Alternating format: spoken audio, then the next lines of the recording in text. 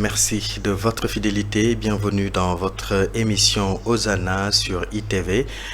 Comme vous le savez, nous nous acheminons vers la 138e édition du pèlerinage marial de Popenguine et c'est le diocèse de Ziguinchor qui sera à l'honneur cette année avec comme à la présidence de la messe solennelle Monseigneur Jean-Baptiste Walter Manga. Et c'est d'ailleurs ce qui nous permettra aujourd'hui d'aller en immersion dans cette ville pour découvrir les lieux de culte et tout ce qui se fait en tout cas dans le domaine religieux du côté de Ziguinchor. Alors sans plus tarder, nous nous rendons donc à Ziguinchor et on se retrouve tout à l'heure. Merci de votre fidélité. L'abbé Saturnin Oscar Manga. Je suis le curé de la cathédrale Saint-Antoine de Padoue de Ziguinchor. Alors, la paroisse cathédrale a connu une évolution, qu'on pourrait dire, relativement liée à l'histoire coloniale, puisque au tout début de l'église ici à Ziguinchor, les missionnaires étaient plutôt des Portugais, jusqu'au moment où, en 1888, il y a eu donc l'effectivité de l'accord entre les Portugais et les Français. Alors cette église cathédrale que nous avons est la troisième église construite ici à Ziguinchor. Elle a été dédicacée officiellement le 13 février 1921. Voilà. Et les derniers travaux ont eu lieu en 1921 et le 2 juillet 2022 du moins, l'église a été bénie de nouveau et réouverte au culte public. Alors la réalité que nous vivons ici, comme vous le constatez, c'est que les prêtres n'ont plus de presbytère. Alors ce presbytère que voici est assez vieux et après une inspection sollicité à la préfecture en 1900, il y a de cela 3 ans, en 2023, il a été demandé aux occupants de quitter les lieux parce que la maison n'était pas très sécure pour qu'elle soit occupée. Donc, depuis juin 2023, il a été question déjà de quitter le presbytère. Et depuis lors, nous ne vivons pas là, ce qui rend difficile notre ministère. Alors, un projet a été confectionné et il s'élève à 187 millions pour construire un presbytère non seulement digne de ce nom, mais aussi capable d'accueillir, parce que nous sommes au cœur de plusieurs diocèses. Nous sommes à 150 km de Bissau, il y a Bafata, il y a Banjul, il y a Kolda. Et tout ce qui passe, il transite par Ziguinchor. Cette maison est la première qui devait pouvoir accueillir un prêtre, un évêque qui est de passage. Alors, notre appel, c'est que on nous aide à construire un nouveau presbytère pour pouvoir être sur place et mener une pastorale plus efficace. Le diocèse de Ziguinchor se préparait déjà depuis l'année dernière à assurer le tour d'animation. Et à la dernière minute, nous avons appris que c'est la Mauritanie. Et depuis lors, les chorales ont continué à y penser jusqu'à nos jours. Alors nous sommes contents de devoir aider les fidèles à prier. Car si c'est notre tour de préparer et d'aider les fidèles à prier, à se recueillir et à accueillir les grâces que Dieu nous donne par notre Mère, la Vierge Marie. La cathédrale, depuis des années, porte ce projet du déplacement des fidèles. C'est ainsi que celui qui, d'année en année, est chargé d'inscrire les fidèles est un des nôtres, en l'occurrence, monsieur Paulin Ataba. Alors j'invite tous les fidèles du diocèse à se mobiliser autour de notre évêque Monseigneur Jean-Baptiste Walter Manga pour que ce pèlerinage soit véritablement une marche sur les pas de notre mère. et que cette grâce qui nous est donnée cette année puisse porter d'abondants fruits. Aller au pied de Marie, c'est demander à la mère de nous montrer le chemin pour aller à son fils Jésus. Alors je voudrais rappeler toujours dans ce cadre du pèlerinage qu'un pèlerinage est une démarche de religiosité populaire. C'est donc une démarche de foi qui vient du fond du cœur. Ce n'est pas un temps de sortie dont le prétexte est le rassemblement au pied de la Vierge, mais véritablement une démarche religieuse. Et j'invite tous les jeunes à y aller dans cet esprit. Ce n'est pas pour un camping, c'est pour être avec Dieu et prier avec d'autres jeunes du monde entier, puisque ce pèlerinage est de plus en plus international.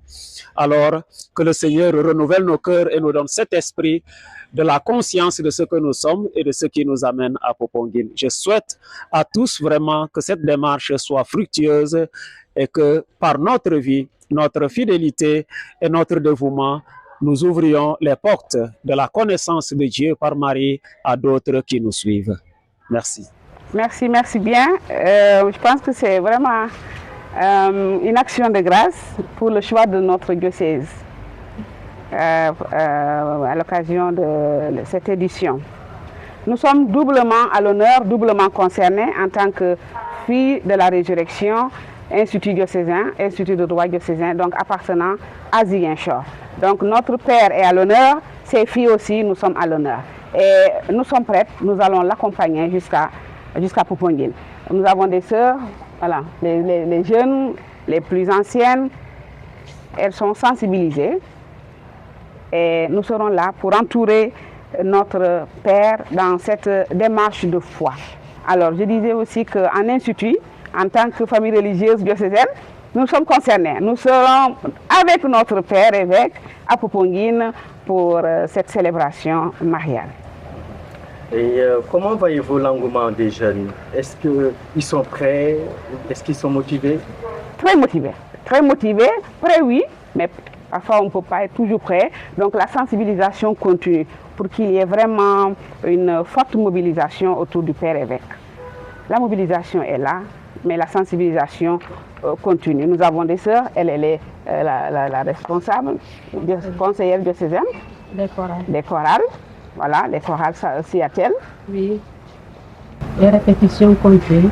Parfait. Tout se passe bien. Les choristes vont animer les deux messes, celle du dimanche, des masseurs, et le lendemain, lundi. Parlant de l'internat de Gifangor, c'est les enfants des jeunes qui nous arrivent pour la 6e, 5e, 4e, 3e. Et elles sont de partout, elles viennent de partout, hein, des régions du Sénégal. Et c'est principalement pour l'éducation, la formation. Mais à côté de ça, il y a toujours quelque chose qu'elles apprennent. Et notre fondateur aimait bien dire que nous formons des jeunes, pas forcément pour qu'ils soient religieux. La preuve, il y a d'autres religions dedans qui viennent. Il n'y a pas que nous.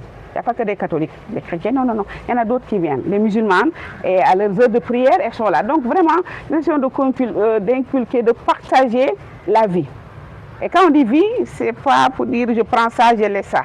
Tout ce qui va dans le sens de la vie pour que la vie soit maintenue, ça nous intéresse. Et c'est pour ça le charisme dit promouvoir la vie sous toutes ses formes, redonner la vie à ceux qui est mort ou en sommeil et protéger la vie comme un don de Dieu. Nous avons des jeunes qui nous arrivent presque malades, avec ce que nous savons aujourd'hui. Voilà, une éducation vraiment qui laisse à désirer, mais nous mettons le paquet, nous donnons de nous-mêmes pour qu'à la fin du parcours, vraiment des cycles, elles deviennent meilleures et pour être debout, comme des femmes debout dans la société. C'est la vision du fondateur, c'était le souhait et nous allons dans le sens, dans une créativité, fidélité créative qui n'est pas simple, mais la vie nous oblige à une fidélité créative qui s'inspire, qui pense au passé, mais qui prévoit l'aujourd'hui et le demain. Elles nous reviennent, donc dans le cadre déjà de ce que l'on peut avoir, dire les associations, les amis, etc., les anciennes, mais simplement dans la vie. On en voit beaucoup qui nous rencontrent, qui nous appellent, voilà, parfois qui nous demandent un peu où est-ce que vous en êtes, ou bien puisqu'elles sont encore jeunes, puisque c'est un institut encore jeune, ces jeunes se disent, voilà, vous verrez, voilà.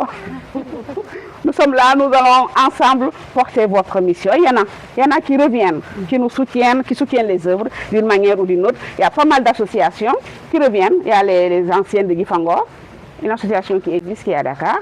De temps à autre, font des œuvres comme ça, ponctuelles, de dons pour aider. Mais les autres aussi sont là, proches de nous. Et c'est nous toujours, comme on dit, toujours dans la fidélité créative, de les intégrer pour qu'ensemble la mission puisse continuer. C'est ici, nous avons les machines à fond à l'intérieur. Alors, c'est tout un système, hein, vraiment, ça commence par-ci, par-là. Il y a ce que l'on appelle le pétrin, c'est là où tout commence. Donc, après avoir fait sa mesure en farine, on a le pétrin qui malaxe, hein, et qui envoie ici, la grande machine de cuisson. Il faut soulever un peu pour, voilà. Ouais, la machine pour la cuisson, avec tout un système, tout est en place. Et après ici, nous passons à la salle d'humidification. Parce qu'on ne cuit pas seulement et on coupe. Non, on va perdre.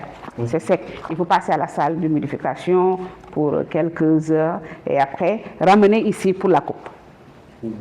Cette machine qui coupe avec tout un système pour récupérer et après il faut ensacher. Maintenant, c'est un travail à la chaîne qui n'est pas simple. Alors, l'autre chose, c'est que avec peut-être désolation, mais dans la foi, on va confier une intention. Voilà, c'est que notre machine, la découpeuse, est tombée en panne après quelques mois d'utilisation. Alors que l'intérêt, c'est surtout cette partie. Vous en faites beaucoup, vous passez ici, en quelques minutes, il a coupé. Et c'est elle qui en parle. Donc nous sommes revenus à la machine ancienne, hein, et qui coupe par hostie, vous imaginez. Elle est là, qui coupe à la machine, à l'hostie, hostie, pour les petites hosties, et ça c'est pour les grandes, pour les machines, pour la consécration. On en fait de temps à autre aussi quand il y a des événements, pour l'adoration, pour les grandes célébrations, ordination, Noël, Pâques, confirmation, première. En tout cas, vraiment, dès qu'il y a un grand événement, on en fait aussi de plus grand. Donc la fabrique existe depuis très longtemps. Nous essayons au mieux de l'améliorer. Donc voilà, c'est les petits hosties, les grandes hosties. Tout le diocèse jusqu'à Guinée-Bissau s'alimente ici, s'approvisionne ici. Il y a le Kolda, de temps en temps. Il y avait moi-même la Gambie venait ici. Ouais. Donc ici, c'est la salle d'humidification. Ouais. Bon, là, ce n'est plus la découpe parce que la découpe est de l'autre côté. Bon. Hormis la difficulté que vous avez évoquée tout à l'heure, notamment la machine en panne, est-ce que vous avez d'autres difficultés que vous pouvez partager justement avec nos téléspectateurs? Oui, l'approvisionnement en matières premières, la farine qui nous vient de Dakar, avec ce que cela suppose, nous l'achetons ici souvent très cher. Et le sac de farine est très cher, est devenu très cher. Or, le prix aussi, on ne peut pas l'augmenter. Donc, voilà. Et l'autre chose, c'est comment travailler à toucher beaucoup plus de diocèses, à la limite, pour que, comme ça, il y aura beaucoup plus d'achats, de commandes, et puis voilà. C'est surtout ces difficultés, l'approvisionnement de la matière première et l'écoulement. D'accord. Et dans le centre proprement dit, est-ce que vous avez des difficultés? Oui, on a commencé. On l'a inauguré le 14 juillet 2025, donc c'est tout récent. Alors il y a des travaux qui restent encore. La climatisation, l'amélioration. En tout cas, il y en a. Et on disait lors de l'inauguration, on invitait les gens à nous soutenir encore. On a commencé. Vous avez vu les sauts, on ne va pas peut-être les montrer. Encore, il y a des travaux à faire encore. Voilà, c'est petit à petit. Mais nous voulons y aller sûrement et atteindre beaucoup plus de personnes, puisque tous les jours, il y a la messe. Donc, les hosties, on ne peut pas s'en passer. Voilà, merci encore. Alors, ici, vraiment, à la Maison Mère et dans bien d'autres communautés, là, par exemple, vous pouvez remarquer et noter la vétusté de la maison. Elle est à reprendre. Vraiment terrasser, reprendre avec les normes actuelles de construction. Là, mais ici aussi, c'est voilà, une zone marécageuse, il y a plein d'eau. Pendant l'hivernage, tout est inondé, au point même de cultiver du riz dans la zone là-bas. On fait du riz, tout ça là, chaque année. Il y a une sœur qui, voilà, qui aime bien, et pour ne pas laisser comme ça, elle fait du riz qu'on récolte. Et on en récolte un sac de 50, un sac et demi, 2 sacs, et ça nous fait du bien. La maison est vieille, l'eau voilà, stagne partout ici. C'est des réflexions tout le temps pour essayer de donner un peu forme à la maison, que ce soit la devanture, c'est de l'eau. Et voilà, c'est la vétusté. Vraiment, si les autorités pouvaient nous aider, pourquoi pas, on est là. Vous avez besoin de quoi exactement ici? Ici, par exemple, il faut soulever. Donc, la maison est basse. Si on devait la construire avec les normes, je dis, ce ne serait pas comme ça. Il faut être un peu plus en hauteur par rapport même à la route. On est plus bas que la route. Donc, pendant l'hivernage, quand la rue est inondée, l'eau rentre. Donc, on est obligé de mettre des murets, tout ça là, pour essayer de sauvegarder la maison. Mais d'année en année, voilà, le mal s'accroît. S'accroît et on a besoin. On a besoin de tout reprendre, de tout réfectionner au mieux. Mais sinon, urgemment, c'est de nous aider à au moins soulever ce qui existe. La cour avant, cour arrière. Et après aussi, on a parlé d'internat. Les structures ne sont pas là pour voilà, on dit les œuvres catholiques non, de l'église, on dit non. On a besoin de riz, les besoins alimentaires, on a besoin d'huile, on a besoin de sucre pour nos jeunes. Les parents participent, mais voilà, par les temps qui courent, on a du mal à joindre les deux bouts et les sœurs se donnent vraiment pour que les jeunes au moins soient à l'aise, mangent bien, se couchent aisément et dignement. Les besoins, il y en a. Il y en a et nous ouvrons aux bienfaiteurs qui voudraient mieux comprendre pour nous appuyer. D'accord. Comment vous contactez?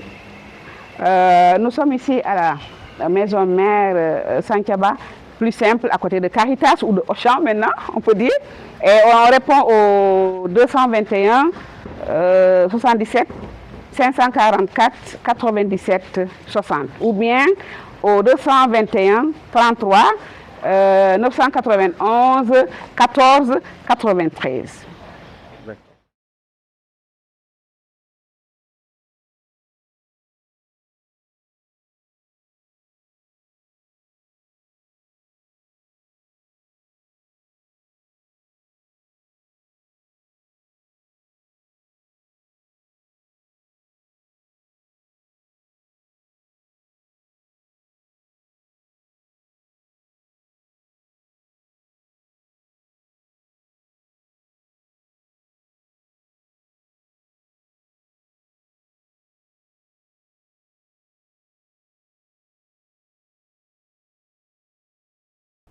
Et c'est donné à la mission avec empressement et joie.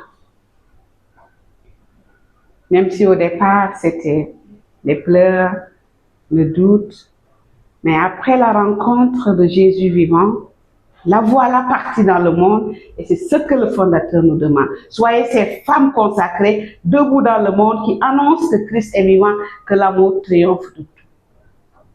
Au-delà de toute souffrance, une joie sans fin vous attend. Et là, parmi les défis, il y a le défi du bon déroulement du 4e chapitre général.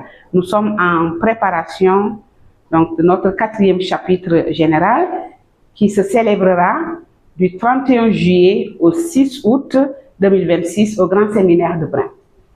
Nous serons là-bas, toutes les sœurs sont invitées, elles sont convoquées et nous allons ensemble prier d'abord par une retraite ignatienne de 10 jours, du 22 au 30, suivi de la célébration du chapitre.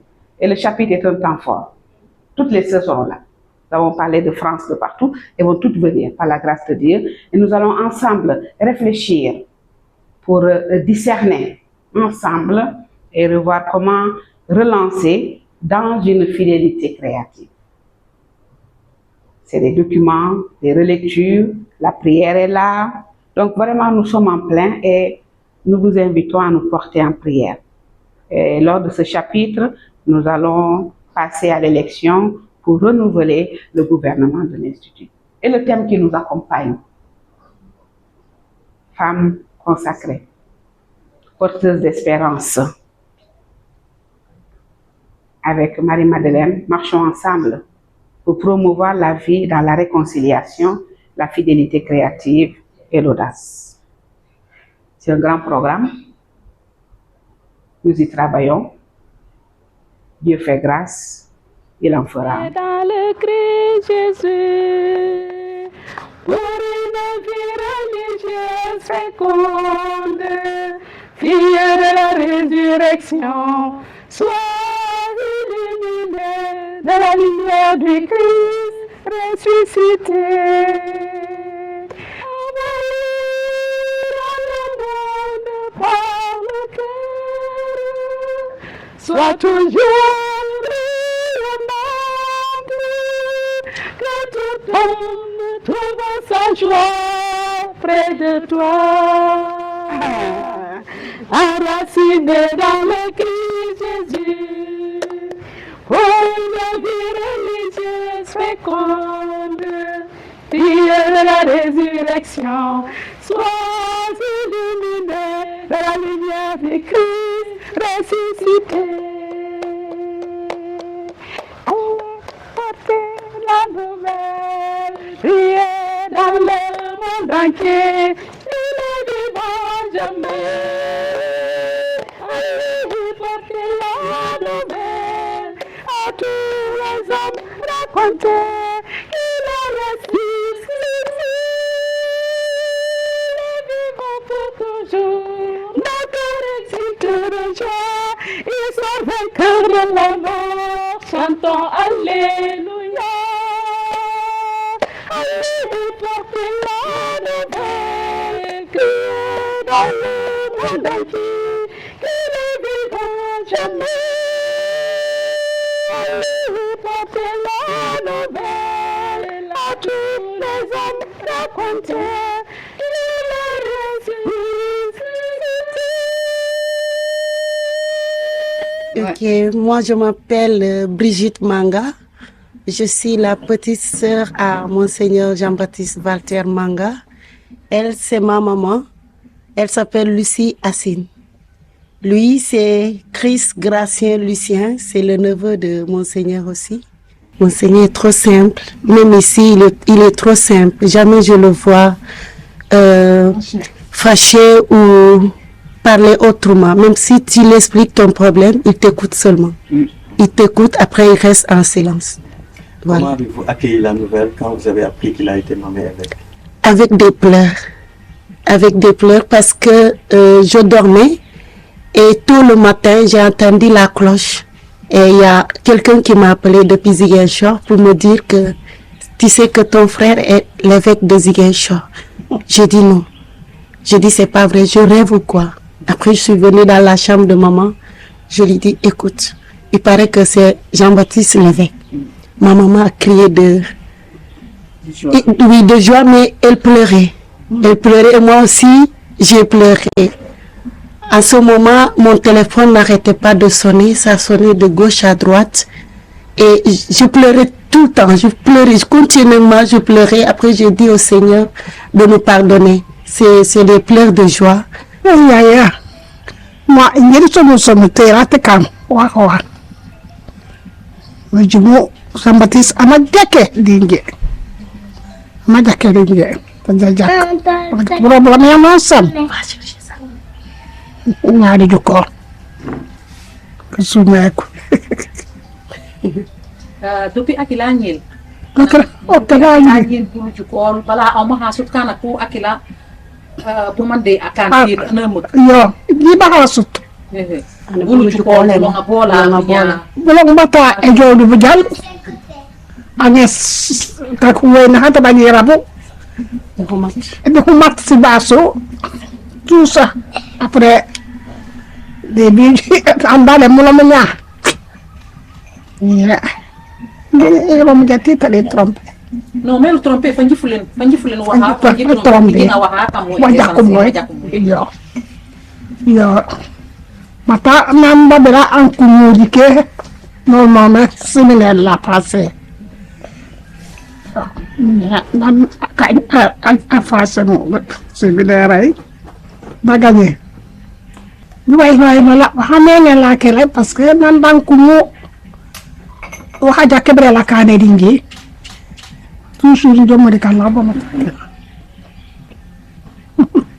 bako njola tubao wala ket parce que la baje elle entrée 6e l'état yow babo va entrer 6e à ba séminaire mais on lui fait njola tubao jone ado séminaire ay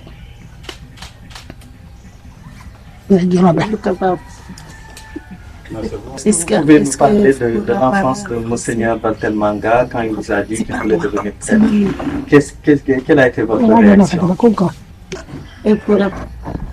bu mu nekkee xale mu dem séminaire après bu ñuy demee messe abbé bi annonce bi mu génn na turam bi Mathis Baltelmanga elle va aller séminaire fa ak gagné pour dem séminaire Niassia léegi ñoom moom bu muy passé kii bi concours bi waxu leen daa dem passé pour dem Niassia léegi ñoom bu ñu demee messe parce que temps boobu aussi la ñuy dem messe moom ak paa bi ñu dégg ni ki daf turam génn na te am na tamit entrée en 6e pour dem secondaire bu ñu ñëwee ñu laaj ko mu ne séminaire lay dem ñu ne ko amul problème moo tax mu dem continuer école am séminaire Niassia après mu continuer. naka ngeen dundee woon ordination biñ koy ordonné prêtre. buñ koy waaw boobu tamit neexoon na trop mais avec émotion.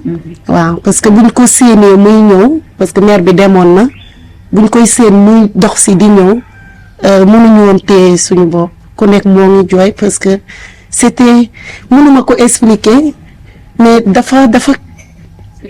waaw c'était émotionnel doo xam noo koy expliquer après on rend grâce comme moom lu mu wax Dieu fait grâce yàlla moo ñu ko jox pour ñun après mu boole ko pour ñëpp pour àdduna bi ñëpp. wala am na ay frère wala. ankay am na grand frère am après mu am petit frère am yi tamit waaw man moo ma nàmp jox mais sama diggante ak moom am na 2 gaañu après man waaw. Avant tout, c'est la prière pour que Maman Marie nous accompagne. Mu exaucer ñëpp képp ku fa ñaan lu mu bëgg ci xolom na ko jox parce que c'est pas rencontre bi nga xamantene pour faire du bruit mais juste bi nga xamantene c'est spirituel. Wa Ziguinchor dinañ dem accompagner Monseigneur famille dinañu dem tamit accompagner Monseigneur. Yéen waa Carounate naka ngeen di waajalee bés boobu nga xam ne seen doom mooy célébrer messe bi nga xamante ni mooy messe solennelle bu pèlerinage muy messe bu lundi bi yéen Carounate fii nan ngeen ko waajal waaw Edioune dinañu dem xale yaa ngi inscrire parce que ñoom ñëpp dañuy inscrire ànd ak waa Ziguinchor ñu dem fekkee seen doom mu def messe bi. C'est le père Bruno Favero des missionnaires Oblats de Marie Immaculée. On se trouve ici exactement à Elinkine au sanctuaire diocésain Notre-Dame de la Mission. Les Oblats sont arrivés à Elinkine en 2009 et c'est à partir de ce moment que le sanctuaire petit à petit a commencé à prendre forme selon la volonté de feu Monseigneur Mexancoli qui nous a demandé de prendre la responsabilité de ces lieux.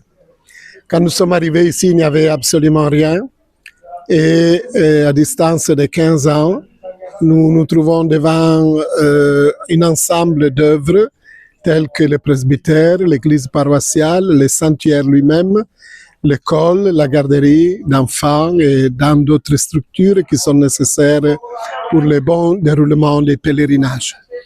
La Vierge est arrivée en 2010 et c'est là où nous avons commencé le premier pèlerinage diocésain. Il faut savoir que Elinkine était déjà un lieu de pèlerinage. En effet, depuis les années 74, et nous avons fêté l'année dernière les 50 ans du pèlerinage de Poponguine à Elinkine. C'est-à-dire, avec Monseigneur Sagna, ce temps, les fidèles avaient demandé, ne pouvant pas aller à Poponguine, de pouvoir se retrouver. Et en effet, le pèlerinage d'Elinkine, qu'on appelle Poponguine, dure depuis 50 ans. Cette année, c'est la 52e édition. Donc, en même temps que Poponguine, nous vivons ici une expérience en pleine communion avec ce qui se passe là-bas, à Poponguine, les mêmes thèmes, les mêmes perspectives, et nous appelons ça le pèlerinage décanal. Parce que, voilà, beaucoup d'autres pèlerins sont en direction de Popongine et ceux qui ne peuvent pas aller viennent ici pour vivre la même expérience. Alors depuis 2010, le sanctuaire s'est développé. Il y avait un petit noyau au début. Et il y a quelques années, avec un projet de la présidence de la République, les cités religieuses, nous avons bénéficié d'une subvention qui nous a permis de pouvoir construire le sanctuaire actuel, qui est déjà arrivé à son complètement, disons. Les travaux sont finis et il y a juste quelques mois où nous avons fait les dernières retouches.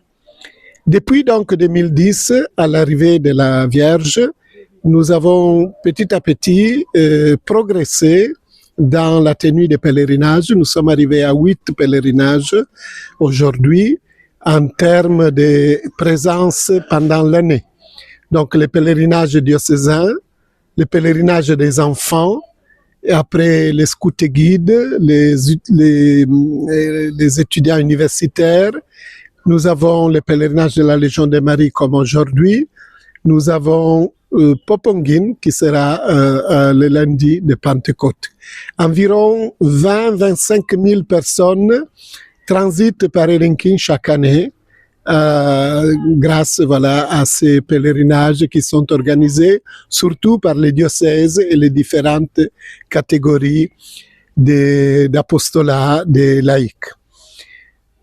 Il faut dire que la paroisse d'Elinkine en tant que telle, c'est une paroisse insulaire. Nous avons un seul village dans la terre ferme. Les autres, c'est les îles de la Casamance, qui comprend notamment Carabane, qui a, disons, toute une histoire que beaucoup connaissent et qui, est une île encore importante par le passage du bateau, par son église et d'autres monuments qui sont restés depuis la colonisation. Les défis que nous sommes appelés à vivre ici, donc d'abord c'est l'accueil des pèlerins. Et imaginez les pèlerinages des enfants, nous avons environ 5000 enfants qui viennent à Elinkine, donc il faut les accueillir, il faut les restaurer. Et les autres pèlerinages sont avec des nombres différents, on peut avoir 2000, 3000, 4000 personnes, comme c'est le cas du pèlerinage de Popongine que nous allons célébrer bientôt. La structure actuelle du sanctuaire permet, disons, d'accueillir environ 2000-2500 pèlerins. Et c'est le fruit, comme je disais tantôt, de ces projets de la présidence de la République avec les châteaux d'eau, avec d'autres infrastructures que nous sommes en train de réaliser dans ce cadre des cités religieuses. Nous sommes actuellement 3 oblats ici en charge du sanctuaire. On l'appelle le sanctuaire diocésain. Donc, nous travaillons en étroite collaboration avec la direction des œuvres, avec tous les différents partenaires au niveau de l'apostolat des laïcs, suivant les différentes manifestations qui se font ici à Elinkine. Nous avons des manifestations propres, telles que par exemple le marathon du rosaire que nous célébrons chaque 25 mars à la fête de l'Annonciation. Donc depuis minuit jusqu'à minuit du jour après, nous avons le rosaire en continu et c'est la particularité, c'est que beaucoup de fidèles s'unissent à nous aussi de l'étranger. Les amis de France, d'Italie, d'ailleurs, sont en communion avec nous pour toute cette journée que nous appelons le marathon du rosaire. Sinon, dans l'ordinaire, la paroisse vit c'est pas une grande paroisse, celle d'Elinkine, vit sa vie paroissiale ordinaire avec la catéchèse, avec les différents groupes d'apostolat, avec les visites dans les îles. Et nous avons ici une école primaire avec environ 250 élèves, une école maternelle avec environ 60-70 enfants qui sont encadrés par la mission dans le cadre de l'école privée catholique. Et cela, donc, comme je disais tantôt, est commencé en 2009. Et donc, nous sommes déjà à 16 ans de présence ici à Elenkin. Et entre-temps, toutes ces années ont servi petit à petit pour mettre sur place les structures que vous voyez en ce moment, hein, et que j'ai cité tantôt. Je crois que c'est un panorama un peu, disons, qui n'est pas trop large, mais qui nous dit exactement ce que nous faisons ici, ce que nous vivons ici et la beauté, la force que le sanctuaire a. Les fidèles viennent volontiers à chaque édition des pèlerinages diocésains, enfants, universitaires, Popongine. Les fidèles sont toujours au rendez-vous pour venir rencontrer la Vierge Marie. Souvent, dans les pèlerinages, nous faisons des marches à partir d'Oussouy ou bien à partir de Cagnout, à partir de Sansam. Cela dépend des différents groupes, de façon d'aider les jeunes surtout à méditer, à réfléchir les thèmes qui sont proposés dans les différents pèlerinages. Donc c'est une manière aussi d'évangéliser et de faire de la catéchèse dans nos retrouvailles au sanctuaire.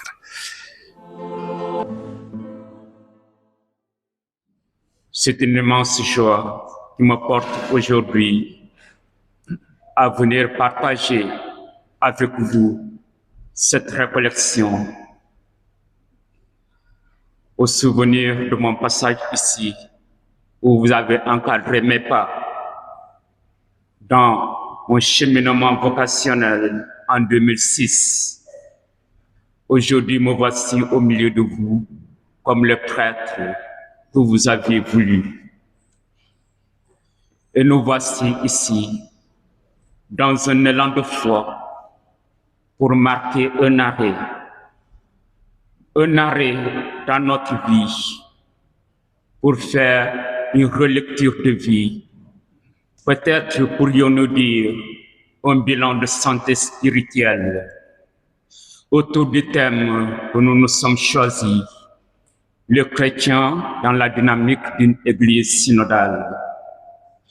Vous allez voir qu'il n'est pas tant question de théologie, ni de réflexion intellectuelle, mais de concepts à mettre en pratique dans notre mission en Église.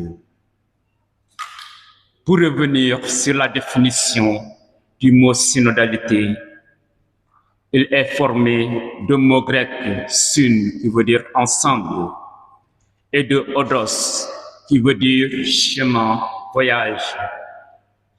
La synodalité donc s'exprime dans la manière dont l'Église catholique fait participer à sa mission les différentes entités qui la composent. Nous y reviendrons un peu plus en large. Elle est la compréhension de l'Église en tant que communauté des disciples du Christ, guidés et unis par l'Esprit et cheminant sur le chemin du Christ, tout en incluant le principe de collégialité, le travail ensemble. La synodalité a une portée beaucoup plus large.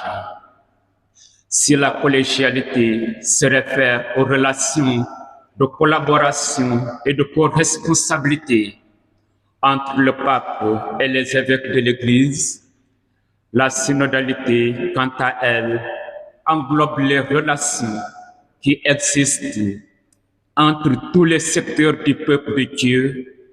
Et pour reprendre les mots du pape François de vénérée mémoire, je le cite, « C'est la manière dont les gens apprennent et écoutent les uns les autres et prennent une responsabilité partagée pour proclamer l'Évangile. » À cet effet, comme un premier point, nous allons voir quelques aspects clés de la synodalité.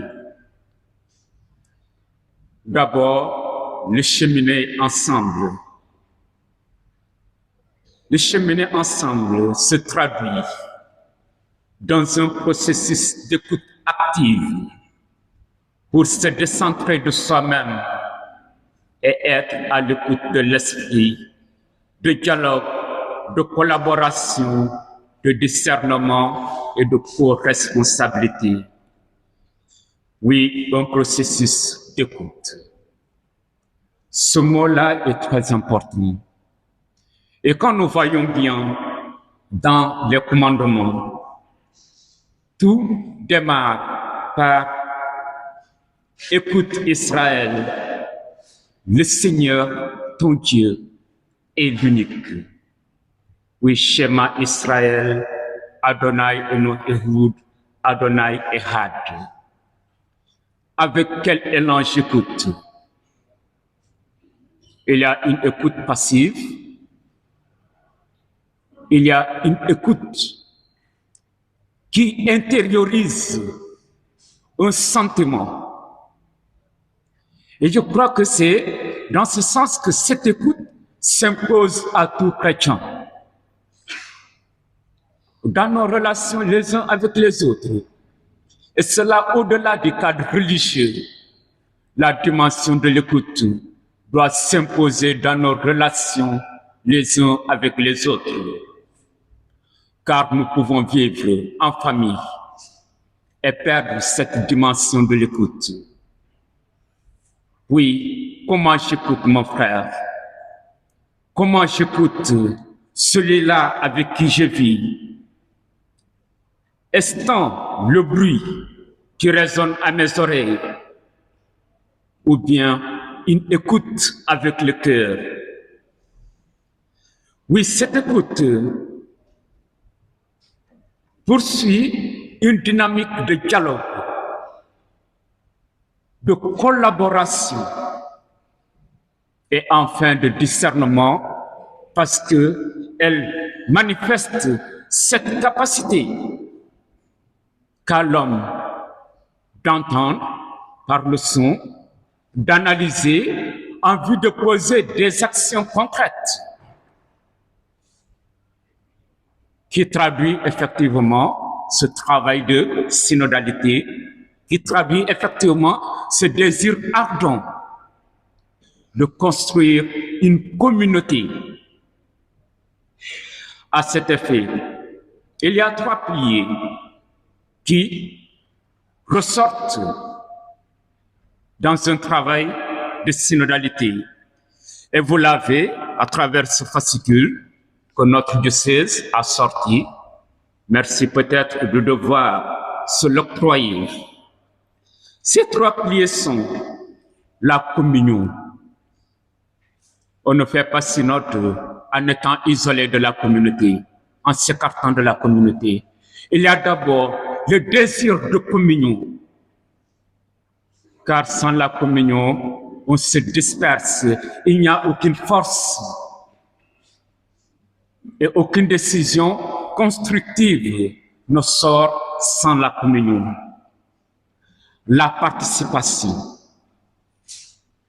Il est très important de rappeler que la participation est un des points clés du travail de la synodalité, où il n'est pas seulement du ressort de l'évêque ou des prêtres ou des consacrés, mais c'est de tout le peuple de Dieu. Autrefois, on disait que le peuple chrétien assiste. Et nous savons bien quelles sont les menaces de l'assistanat. Mais aujourd'hui, l'Église prône la participation. Chaque chrétien doit prendre sa part active dans la marche de l'Église, puisque notre société est avide d'authenticité. Notre société a besoin de témoins.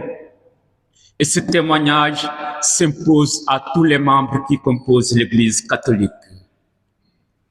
Et enfin, la mission, impliquant ainsi l'union, la responsabilité de tous et l'annonce de l'Évangile.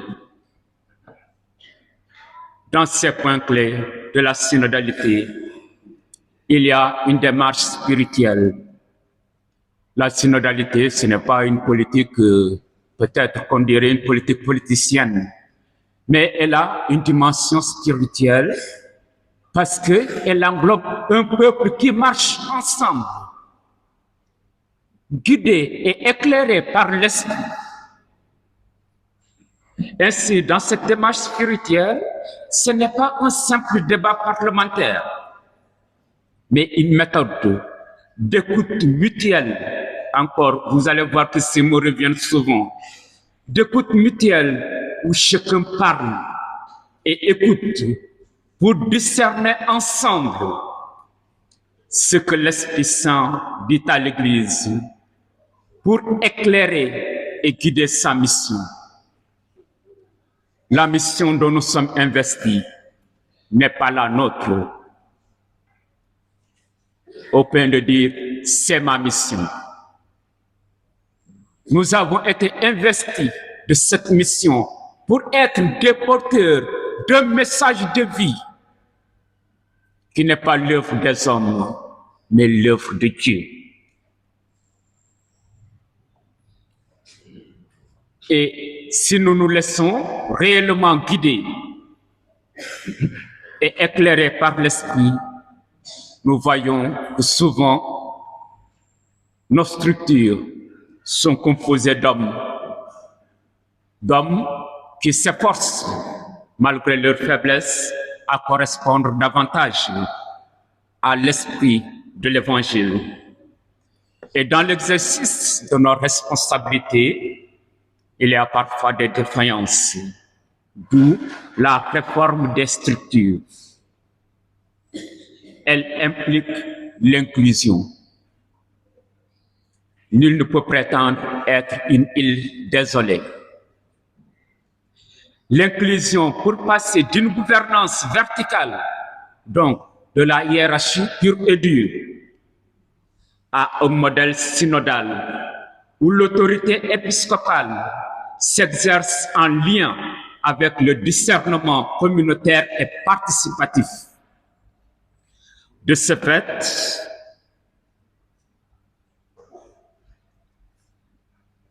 elle renforce le rôle des conseils presbytéraux, paroissiaux, économiques dans le processus du discernement, et combien plus au sein de nos communautés ecclésiales de base. Dans la démarche préliminaire du synode, il y a eu des démarches qui ont été faites pour aller recueillir les opinions afin que tout ce qui sera retenu soit le fruit d'un travail collégial, d'un travail synodal.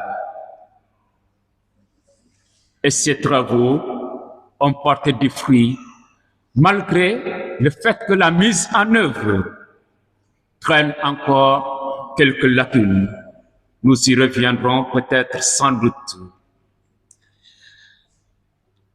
Donc, la synodalité est considérée comme une manière d'être de l'Église qui valorise l'égalité en dignité de tous les baptisés dans la construction du corps du Christ. La deuxième lecture nous en parlera tout à l'heure. Pour ce faire, être un être synodal veut dire s'accueillir les uns les autres, tout en ayant conscience que nous avons tous quelque chose à témoigner en nous, mettant ensemble à l'écoute de l'esprit de vérité pour savoir ce qu'il dit aux églises. Les péchés contre la synodalité, du coup, se font dessiner de façon très visible, le manque d'écoute. Souvent, dans nos assemblées, il y a les gardiens de la vérité. Ce qu'ils disent, c'est la vérité absolue, la vérité incontestée. Tant que ces personnes-là ne donnent pas leur avis, on n'arrête pas le débat. Mais il faut toujours attendre ces personnes-là donner leur avis et immédiatement la conclusion s'enchaîne. Leur avis fait office d'évangile.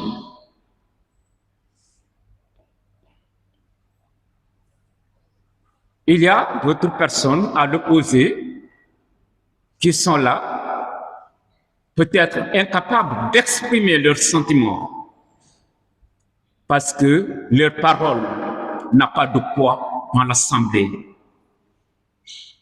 Et l'on a dit bien tout à l'heure, la synodalité implique tout membre, tout baptisé dans la réflexion, dans le discernement, dans la prise de décision. Donc, le manque d'écoute. Un autre des péchés contre la synodalité, c'est le manque de communion.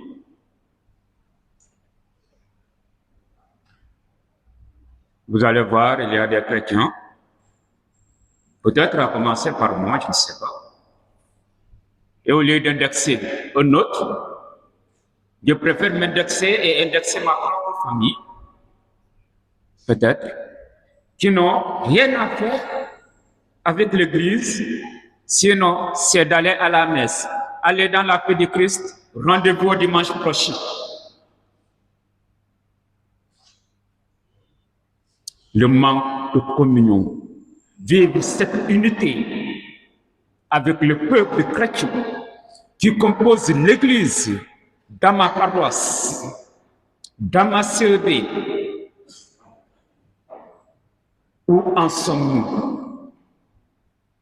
Et le manque de participation de tous. J'aimais bien cette belle phrase de Monseigneur Paul Mamba, à peine ordonné évêque, qui disait ceci dans le diocèse de Ziguinchor, où on s'engage, où on dégage.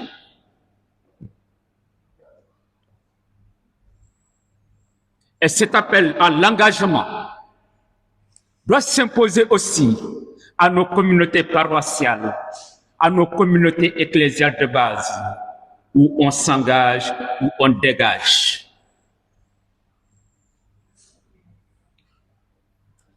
Un prêtre s'inquiétait du comportement de certains de ses fidèles. Et il disait, quand vous avez besoin de l'Église, l'Église répond présente. Mais quand l'Église a besoin de vous, il y a toute une litanie d'excuses. Ah, excuse-moi, aujourd'hui, j'ai pas le temps. Je dois aller faire tel travail. Oui, aujourd'hui, peut-être je dois aller perdre mon troupeau, comme le disait la page d'évangile. Toute une litanie d'excuses, mais on a le temps pour les affaires de ce monde. Mais pour les affaires de Dieu, ah non, excusez, excusez, excusez. Tout le temps excusez, non jamais présent.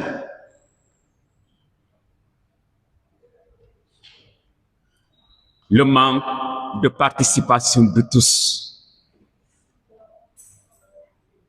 Évitons d'être des chrétiens spectateurs. Soyons des chrétiens acteurs agissants pour une église visible, pour une église qui continue d'être le créneau par lequel le Christ continue encore d'aller à la rencontre des hommes et des femmes de notre temps, à la rencontre de nos cultures et de nos traditions, pour les évangéliser et pour les élever à la volonté de Dieu lui-même. Quels sont les objectifs et les enjeux de la synodalité? Les objectifs et enjeux peuvent se traduire en 3 points que j'ai résumés en la conversion des relations, en l'enracinement local et à la mission.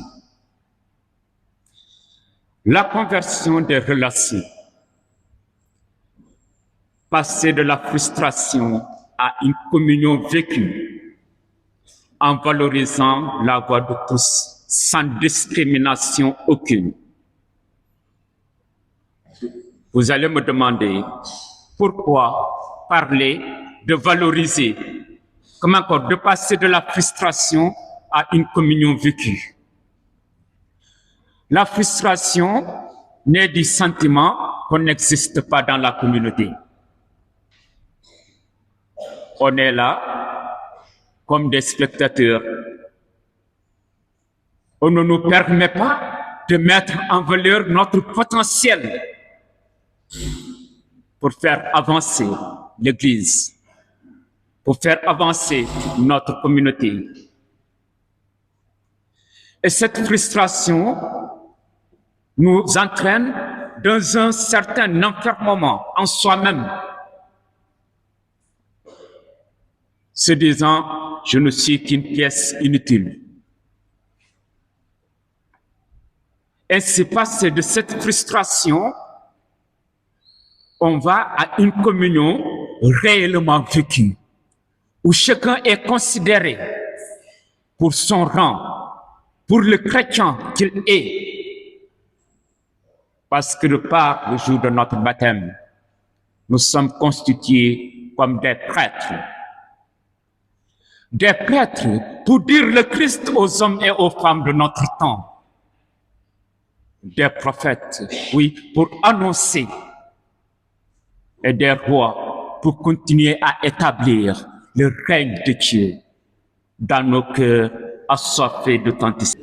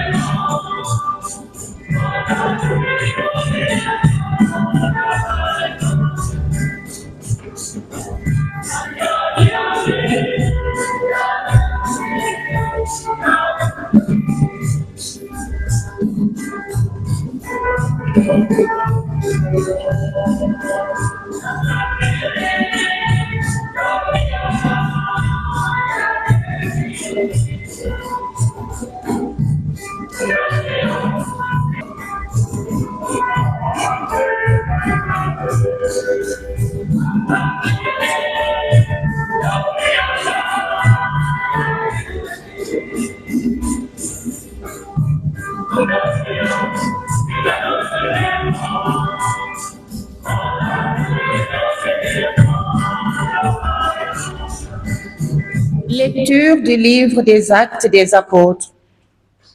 En ces jours-là, comme le nombre des disciples augmentait, Les frères de langue grecque récriminèrent contre ceux de langue hébraïque parce que les veuves de leur groupe étaient désavantagées dans le service quotidien. Les 12 convoquèrent alors l'ensemble des disciples et leur dirent: il n'est pas bon que nous délaissions la parole de Dieu pour servir aux tables. Cherchez plutôt, frères, 7 d'entre vous, des hommes qui soient estimés de tous, remplis d'Esprit Saint et de sagesse, et nous les établirons dans cette charge. En ce qui nous concerne, nous resterons assidus à la prière et au service de la parole. Ces propos plurent à tout le monde et l'ont choisi. Étienne, homme rempli de foi et d'Esprit Saint. Philippe, Procore, Nicanor, Timon, Parménas et Nicolas, un converti au judaïsme originaire d'Antioche. On les présenta aux apôtres et après avoir prié, ils leur imposèrent les mains. La parole de Dieu était féconde. Le nombre des disciples se multipliait fortement à Jérusalem et une grande foule de prêtres juifs parvenait à l'obéissance de la foi. Parole du Seigneur. Lecture de la première lettre de Saint Paul, de Saint Pierre apôtre. Bien-aimés, approchez-vous du Seigneur Jésus. Il est la pierre vivante rejetée par les hommes, mais choisie et précieuse devant Dieu. Vous aussi, comme pierre vivante, entrez dans la construction de la demeure spirituelle pour devenir le sacerdoce saint et présenter des sacrifices spirituels agréables à Dieu par Jésus-Christ. En effet, il y a ceci dans l'Écriture: je vais poser en Sion une pierre angulaire, une pierre choisie précieuse. Celui qui met en elle sa foi ne saurait connaître la honte. Ainsi donc, honneur à vous les croyants. Mais pour ceux qui refusent de croire, il est écrit: la pierre qu'ont rejetée les bâtisseurs est devenue la pierre d'angle, une pierre d'achoppement, un rocher sur lequel on trébuche. Ils achoppent ceux qui refusent d'obéir à la parole. Et c'est bien ce qui devrait leur arriver. Mais vous êtes une descendance choisie, un sacerdoce royal, une nation sainte, un peuple destiné au salut, pour que vous annonciez les merveilles de celui qui vous a appelé des ténèbres à son admirable lumière. Parole du Seigneur.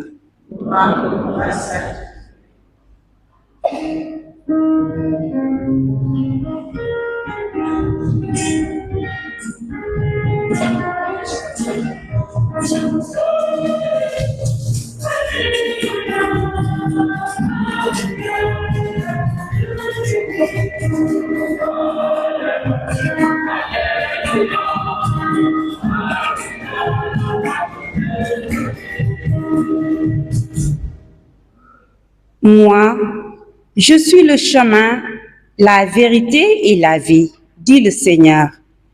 Personne ne va vers le Père sans passer par moi.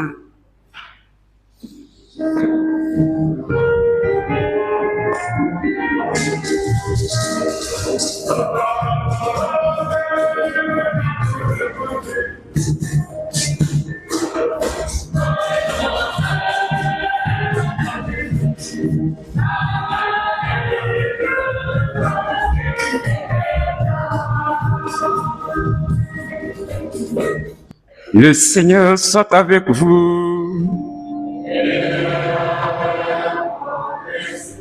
Proclamation de la bonne nouvelle de Jésus-Christ selon Saint Jean.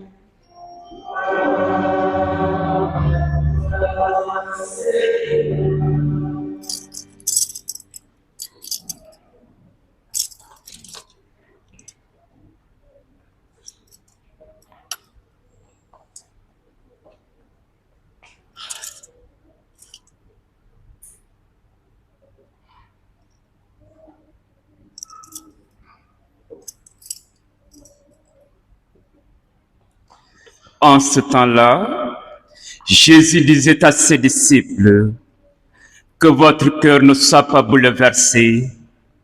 Vous croyez en Dieu, croyez aussi en moi.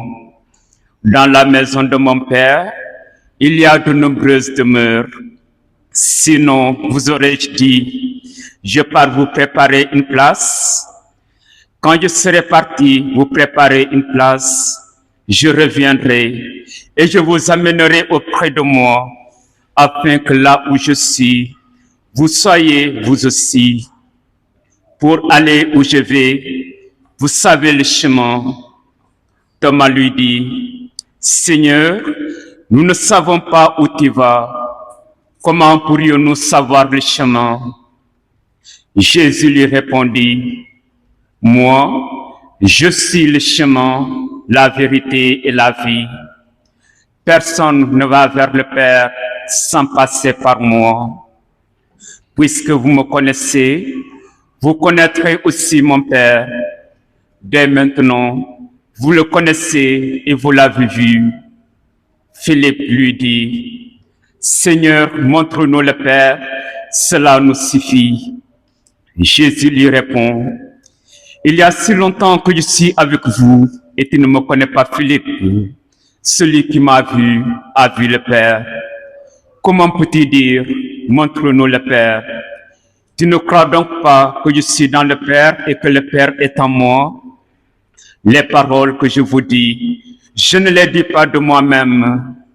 Le Père qui demeure en moi fait ses propres œuvres. Croyez en moi. Je suis dans le Père et le Père est en moi. Si vous ne me croyez pas, croyez du moins à cause des œuvres elles-mêmes. Amen, amen, je vous le dis. Celui qui croit en moi fera les œuvres que je fais. Il en fera même de plus grandes parce que je pars vers le Père. Acclamons la parole de Dieu.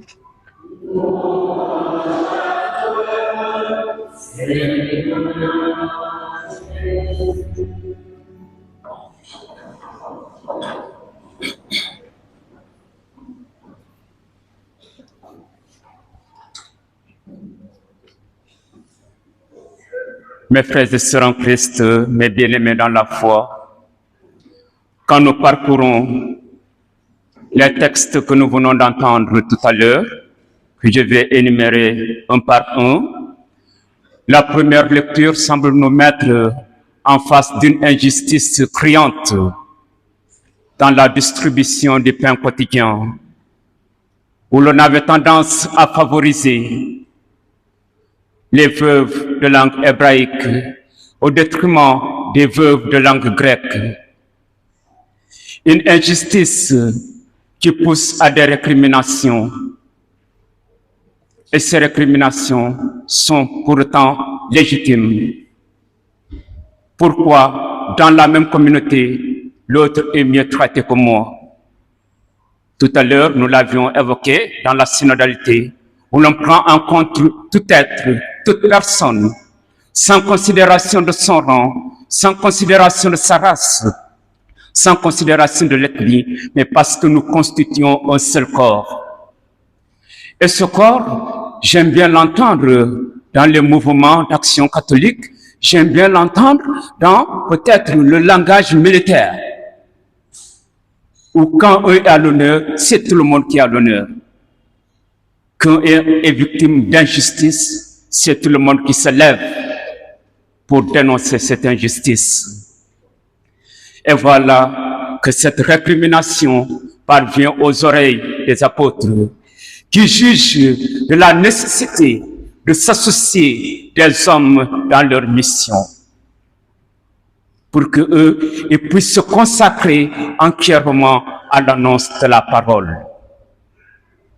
Et ce désir de s'associer des hommes dans la mission qui est la leur s'impose aussi à nos églises, s'impose à nos communautés, où nous ne pouvons pas englober toutes les charges au sein peut-être d'un groupillon, mais où les charges sont confiées à chacun pour plus d'efficacité, pour plus de visibilité, pour un résultat plus fructueux. Voilà qui s'associe des hommes et ils voient que le nombre maintenant d'adhérents a augmenté. Ce désir étant une urgence communautaire où l'on doit s'associer les uns des autres dans l'exercice de nos fonctions, nous pousse à valoriser les capacités des autres. Et en parcourant effectivement ce texte, je reste impressionné par une certaine catégorie de chrétiens. Des chrétiens qui s'activent dans le temporel au point parfois de mettre de côté le spirituel. Derrière effectivement ce principe que nous aimons bien prononcer et peut-être pas à juste titre, le travail bien fait est une prière.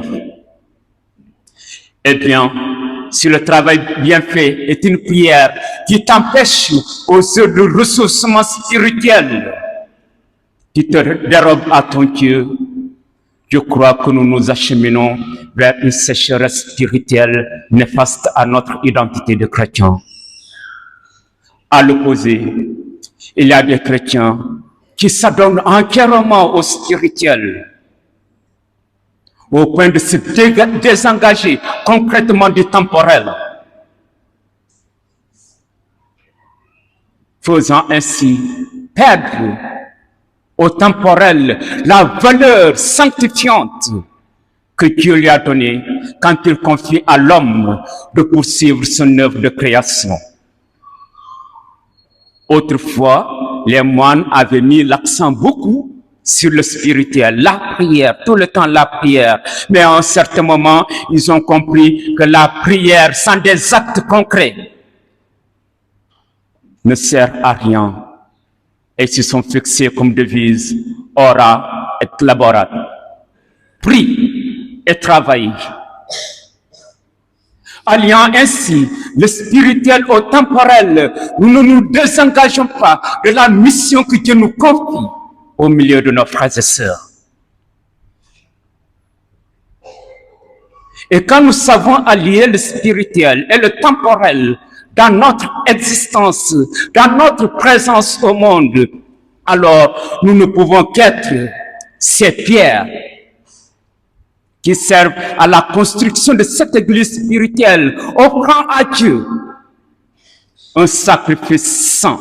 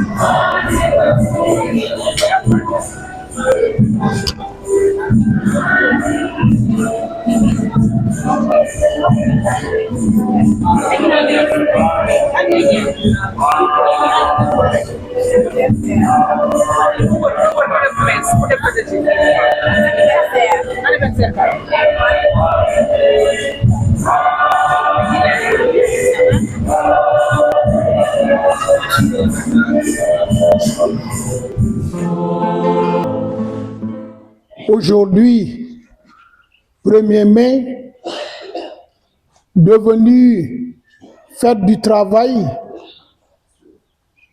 mais ouvrant aussi le mois de Marie, l'Église nous invite à contempler Joseph.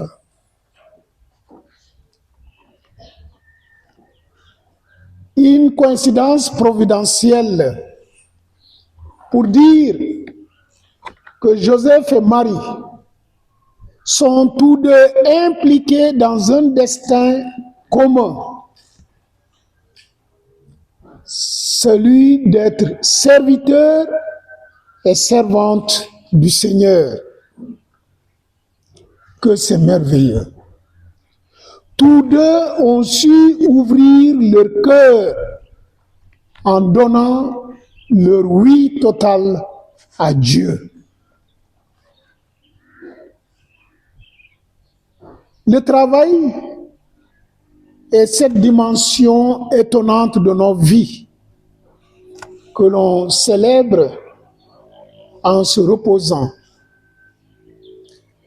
Le travail est nécessaire à nos vies parce que ses fruits, ses résultats nous permettent de goûter la bonté de cette vie. C'est cela, du moins, l'idéal. Et dans la première lecture, le signal a déjà été donné dans le récit de la création. Le travail est cette vocation que Dieu a donnée à tout homme pour être coopérateur de l'œuvre de création du monde. L'homme, en travaillant, contribue, poursuit cette œuvre de Dieu, commencée au début de la création. Ceci pour dire que loin d'être un esclavage, le travail ennoblit et enrichit, sanctifie l'homme, sanctifie celui qui l'accomplit de bon cœur et de bonne foi. Et c'est l'occasion de dire aux jeunes que le travail est noble, que le gain facile est à réfuter. Il y en a qui pensent qu'ils peuvent s'enrichir par un moindre effort, par un chemin raccourci. Il y a une expression, moi je ne parle pas wolof, excusez-moi, hein, qui parle de l'argent, je ne sais pas comment on dit ça. L'argent ne se travaille pas, mais quoi, hein? On le négocie. Donc, par tous les moyens, avoir de l'argent, c'est bon, mais pas nécessairement en le travaillant de ses forces, en l'obtenant à la sueur de son front. Ce n'est pas une bonne voie à indiquer aux jeunes. Autrement, ils se lancent sur des voies qui conduisent à leur perdition. Et c'est malheureux, c'est dommage. Parce que pour cela, on se dit, tous les moyens sont bons, y compris les moyens criminels et meurtriers.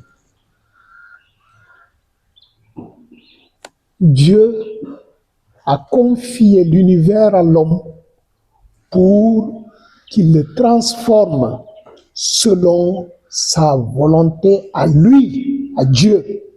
L'homme n'a pas le droit de faire ce qu'il veut de la création. En nous proposant Saint Joseph comme modèle, l'Église nous rappelle surtout que Jésus a travaillé. D'où lui viennent cette sagesse et ces miracles? N'est-il pas le fils du charpentier? Il a exercé donc un métier qui demande une certaine compétence. Un métier qui suppose d'entrer en relation avec d'autres personnes et de comprendre ce qu'ils veulent.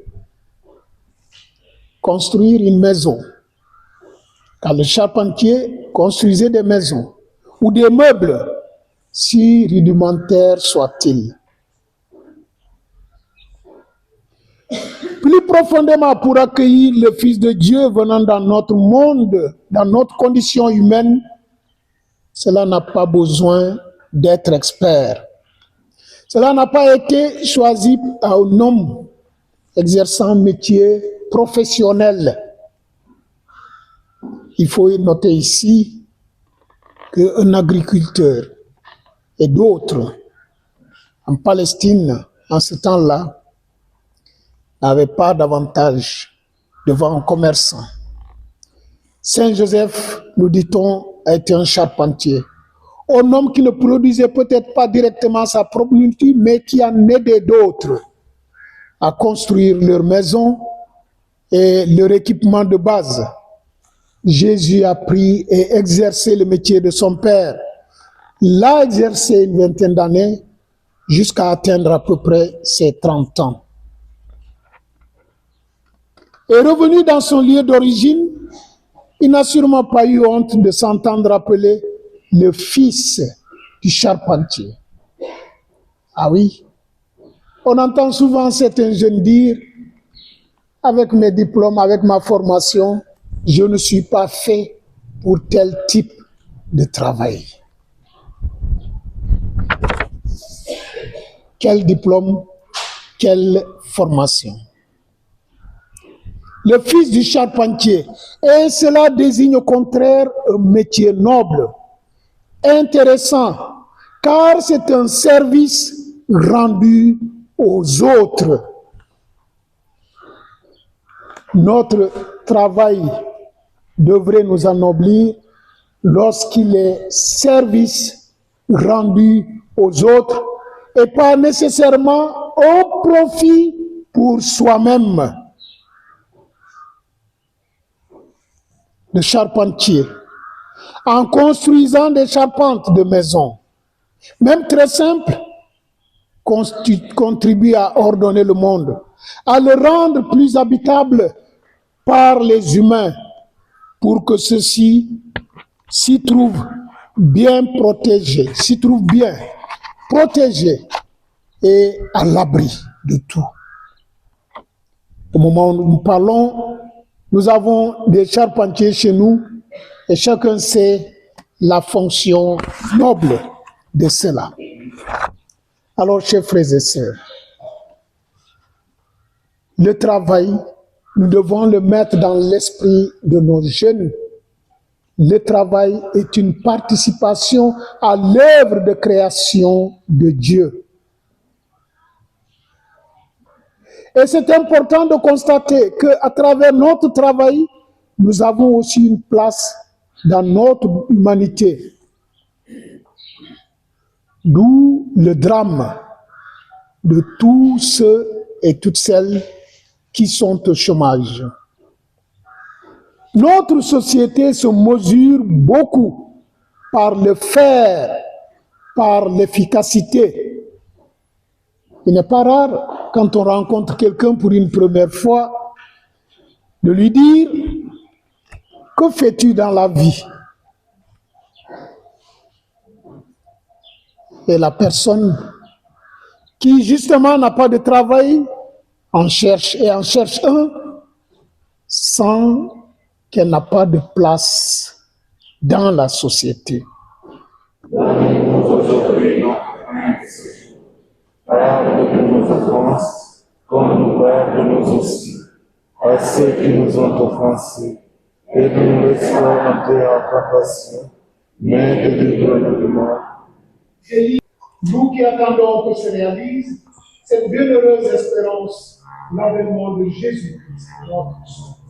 Car c'est à toi qu'appartient le règne, la puissance et la gloire pour les siècles des siècles. Seigneur, tu as dit à tes apôtres, je vous laisse la paix, je vous donne la paix. Ne regarde pas nos péchés, mais regarde plutôt la foi, l'espérance, c'est la charité de ton Église. Pour que ta volonté s'accomplisse dans toujours cette paix. Et conduis-la vers l'unité parfaite, toi qui vis et règnes pour les siècles des siècles. Amen. Que la paix du Seigneur soit toujours avec vous.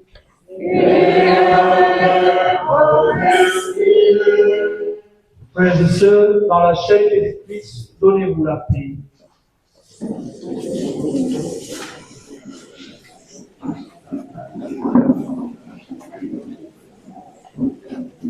Voici mon sang, venez et vivez. Voici mon sang, venez et mangez. Voici mon sang, venez et vivez. Voici mon sang, venez et mangez. Voici mon sang, venez et vivez. Voici mon sang, mon corps,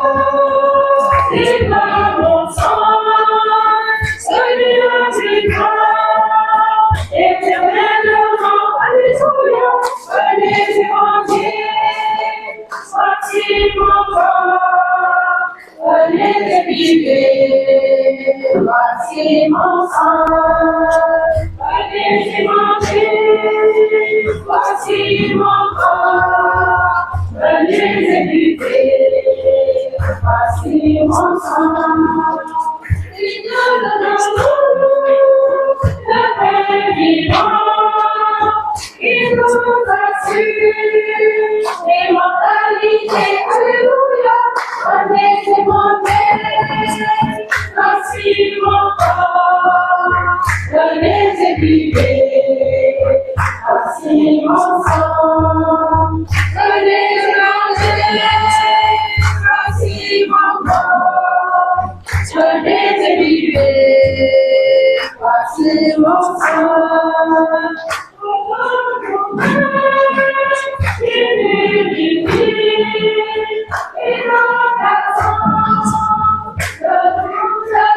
Alléluia, venez et mangez, voici mon corps. Venez et vivez, voici mon sang.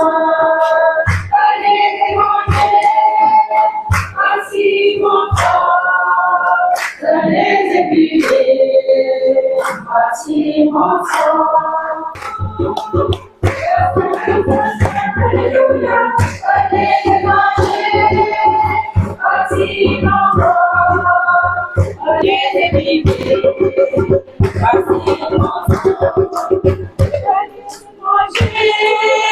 Voici mon corps, venez et vivez, voici mon sang, venez et mangez, voici mon corps, venez et vivez, voici mon sang, qui mange mon corps et boit mon sang, celui-là vivra et demeurera.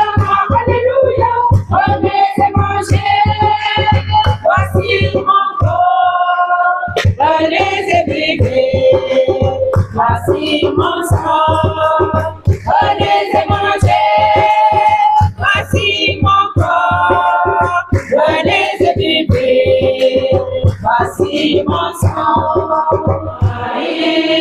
Jamais rien n'a dit.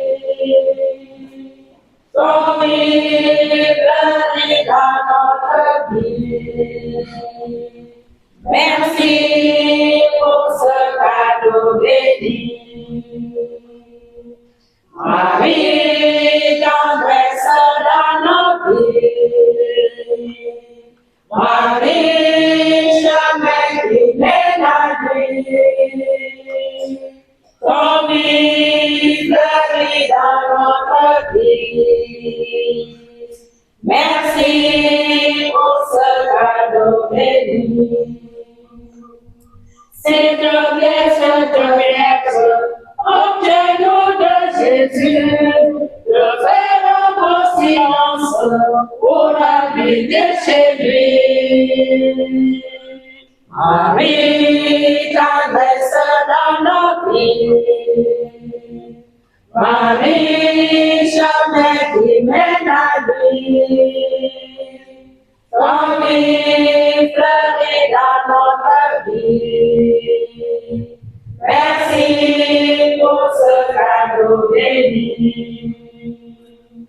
S'il te plaît, Sainte Vierge, obtiens-nous de Jésus, le but de ta présence, pour mieux vivre la vie.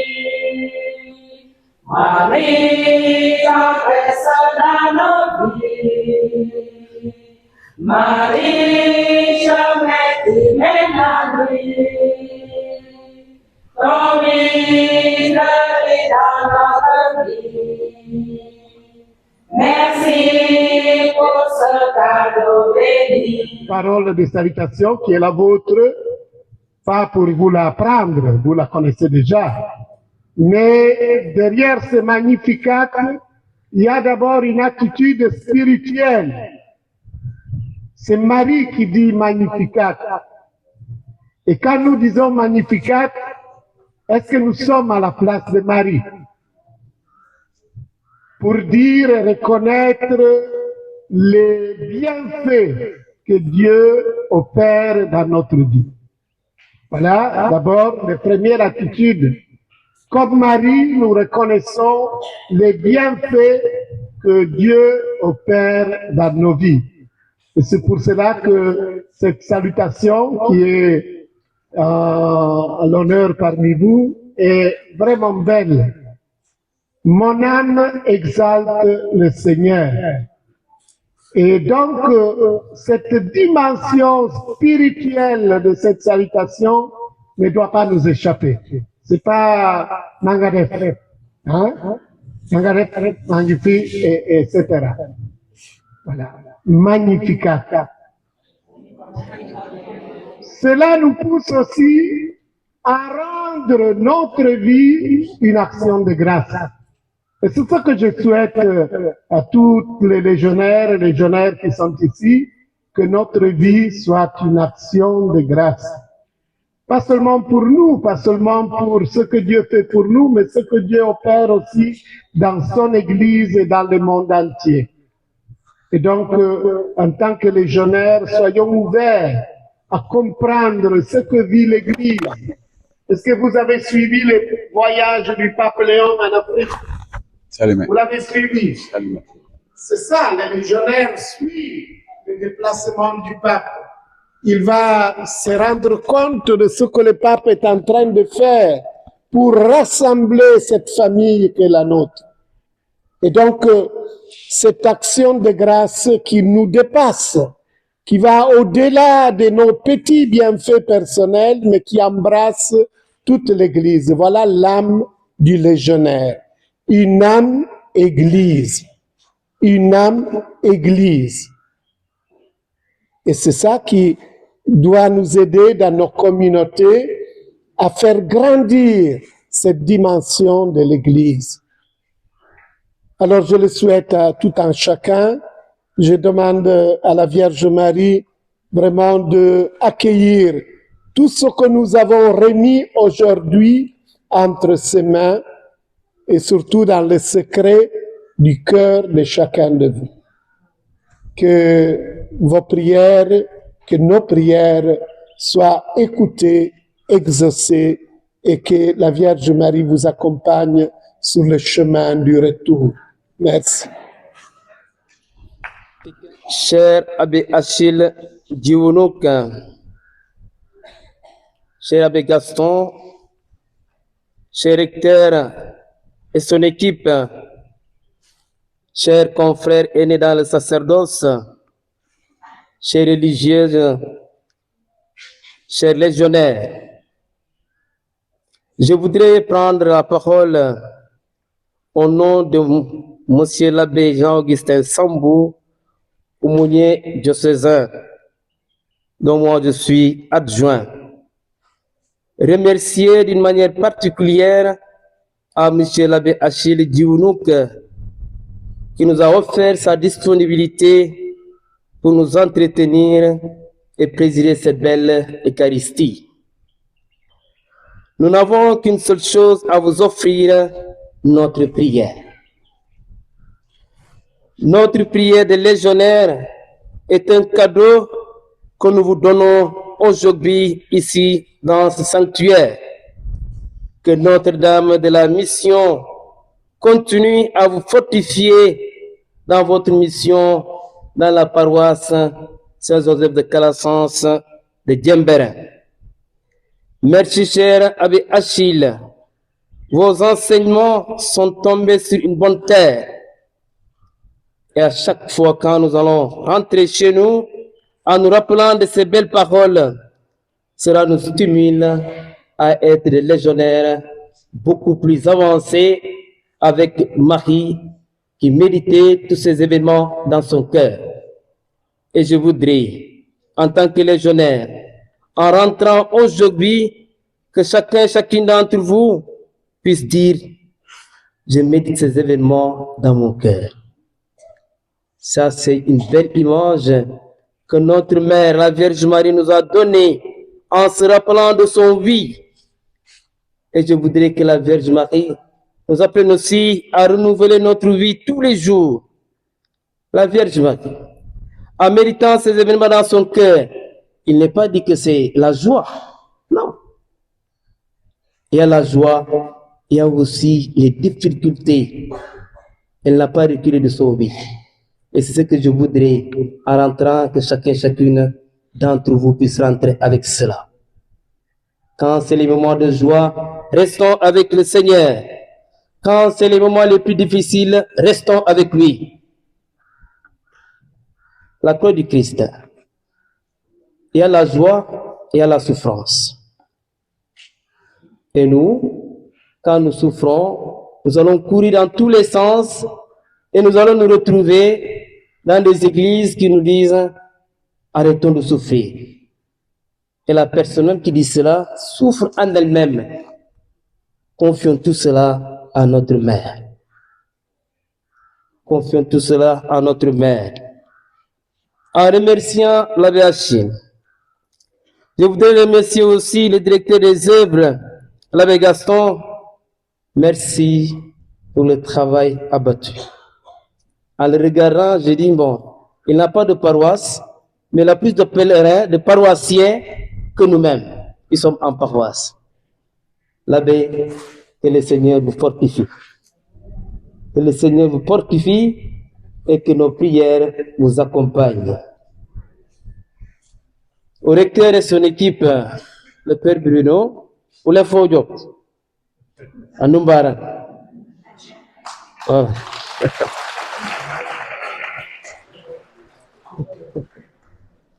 Merci beaucoup, Père. Le merci en dit tout. Je suis très content d'être accompagné, voilà. Vous voyez comment vos prêtres vous aiment. Vous voyez comment les religieux vous aiment. Hein? Et souvent, quand vous partez et que vous ne voyez pas de prêtres ni de religieuses, non, l'abbé Bougounou. Seri Bougounou. Nous nous avons gën a bëgg te sople.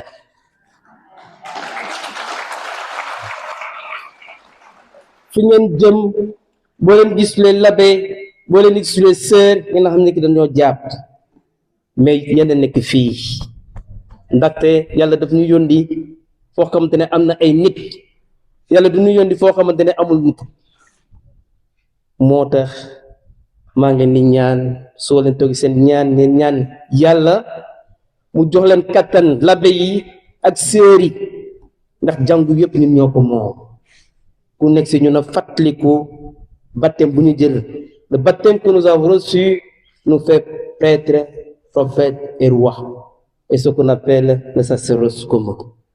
Église jàppal ma jàpp ñu avancer, c'est ça. Voilà. Jàppal ma jàpp ñu avancer. L'abbé Jean-Augustin, il est de tout cœur avec vous et là où il est, son cœur est ici, mais c'est son corps qui est de l'autre côté. Et ce que je voudrais dire au terme de mon propos, que de prier pour vous, vos soucis que vous avez amenés, vos intentions, où les amis aussi nous ont demandé de prier pour eux, que nous les déposons au pied de Notre-Dame de la Mission. Et en échange, vous rentrez avec beaucoup de grâce. Magnificat. Je vous remercie. Aux remerciements qui ont été donc formulés tout à l'heure, à l'endroit de l'abbé Achille pour son enseignement, à l'endroit donc de l'abbé Gaston Diatta, qui est toujours disponible pour nous aider à faire ces démarches de pèlerinage ici, mais surtout aussi pour le Père Bruno, qui nous accueille toujours bien ici. Voilà, j'ai été toujours fasciné depuis mon enfance par la démarche des légionnaires. J'ai vu des grands-mères, des mamans, dans leur démarche pour prendre soin de familles en difficulté, en allant prier là-bas tous les jours. Cela m'a toujours fasciné. Et aujourd'hui, donc, à la suite de l'enseignement qui nous a été donné par l'abbé Achille, donc l'abbé Émile Fidèle Langoum, à travers l'abbé Achille, comme nous l'avons entendu ici, j'ai été encore plus émerveillé. Voilà. Surtout sur le fait que la Légion de Marie donc travaille dans la prière pour s'occuper des familles, pour être à la charge des familles. Alors vous priez pour les familles, nous commençons déjà dans la préparation. Donc nous le faisons timidement, c'est vrai, mais nous sommes ouverts dans les communautés, dans les doyennés. Nous circulons pour préparer les gens au mariage. Alors pour cette année, nous avions voulu honorer des gens qui sont fidèles au mariage depuis tant d'années, 15 à 20, mais nous avons pris du retard parce que les moyens ne suivaient pas pour l'impression des diplômes d'honneur. Mais comme c'est commencé, je crois que l'année prochaine, nous allons, ne serait-ce que quelques personnes, une dizaine par exemple, honorer les gens pour leur fidélité au mariage. C'est important, ça encourage. Alors je voudrais saluer tous et vous dire que notre commission a encore des lenteurs parce qu'il n'y a pas d'acteurs. Nous avons demandé au curé de nous venir en aide en nous proposant des gens pour former la commission diocésaine, mais c'est toujours timide, personne. Alors nous comptons sur vous. Si vous avez des gens, et même vous-même, qui voulez nous accompagner dans ce travail diocésain, nous sommes en attente. Et c'est lorsque nous aurons une commission bien formée au niveau diocésain que nous pourrons vraiment vous aider efficacement. Après tout ce qui a été dit par les uns et les autres, je voudrais simplement vous dire que votre mission est noble, légionnaire de Marie. Et pour continuer à porter ce sceau de la noblesse de votre mission, vous êtes déjà inscrite à l'école de Marie. Redoublez là-dedans, redoublez et redoublez encore, et que le Seigneur bénisse cette mission noble pour la gloire de Dieu et le salut des hommes. Dans Christ, nous étions donc dans la région du sud à Ziguinchor en immersion pour découvrir cette localité, tous les foyers religieux donc dans Ziguinchor, ceci pour préparer la 138e édition du pèlerinage marial de Popenguine, vu que c'est ce diocèse qui sera à l'honneur pour la célébration de la messe du dimanche et du lundi. Merci beaucoup de nous avoir suivis. Nous vous souhaitons à toutes et à tous un bon dimanche et une sainte